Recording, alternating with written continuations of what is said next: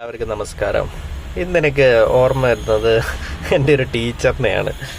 എന്താണെന്ന് ചോദിച്ചാൽ, ഞാൻ പഠിച്ചത് ഒരു ഇംഗ്ലീഷ് മീഡിയം സ്കൂളിലാണ്. അവിടെ എല്ലാവരും നല്ല യൂണിഫോമും ടൈയും കുട്ടപ്പനായി ബ്ലാക്ക് ഷൂ അങ്ങനെയൊക്കെ ഇട്ടാണ് പോകേണ്ടത്. നമ്മുടെ പിന്നെ പൈസ ഇല്ലാത്തതുകൊണ്ട് നമ്മൾ ഒരു പ്രാവശ്യം ആ ഷൂ കീറിയിട്ട് വാങ്ങാൻ പൈസ ഇല്ലായിട്ട് വള്ളിച്ചെരുപ്പായിട്ടോട്ട് പോയി, പുതിയ വള്ളിച്ചെരുപ്പ്.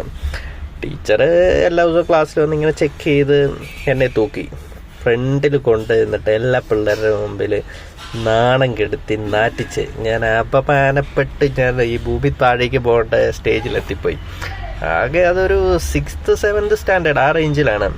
പക്ഷെ ഇന്ന് എനിക്ക് 33 വയസ്സിനടുത്തായിട്ടുണ്ട്. ബട്ട് ഞാൻ ഓർക്കുക, അന്ന് ആ ടീച്ചറിൻ്റെ പ്രായം ഒരു 25-26 ആ റേഞ്ചൊക്കെ കാണാൻ വഴിയുള്ളൂ. ഞാൻ അന്ന് പഠിക്കുന്ന സമയത്ത് ഞാൻ അത്രയും ചെറുതായിരുന്നു.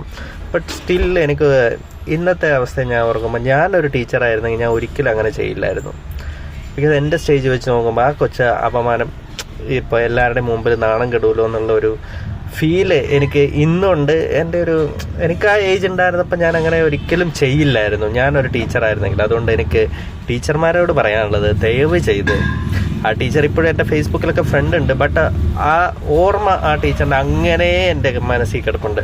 പുള്ളിക്കാരി ഇതൊന്നും ഓർക്കുന്നില്ലായിരിക്കാം, ബട്ട് സ്റ്റിൽ ഞാൻ ഓർക്കുന്നു. അതുകൊണ്ട് പ്രിയപ്പെട്ട അധ്യാപകരെ, ദയവ് ചെയ്ത് ഇങ്ങനത്തെ കാര്യങ്ങളിൽ ഒന്ന് ശ്രദ്ധിക്കുക. എല്ലാവരും സ്നേഹിക്കുക നല്ലപോലെ. ഇപ്പോൾ ഇല്ലാത്തവരെ പറഞ്ഞു കൊടുക്ക്, എടാ മോനെ നീ ഇങ്ങനെ ഇടരുത്, മോശമല്ലേ, ഇങ്ങനെയൊക്കെ അല്ലേ എന്ന് പറഞ്ഞു കൊടുക്ക്. ഇത്രയും പിള്ളേരുടെ മുമ്പിൽ കൊണ്ടുവന്നിട്ട് എൻ്റെ ചെരുപ്പ് നോക്കി എന്നെ കളിയാക്കിയ ആ ടീച്ചറിന് എൻ്റെ നമസ്കാരം. അപ്പോൾ ഓക്കെ, ബൈ.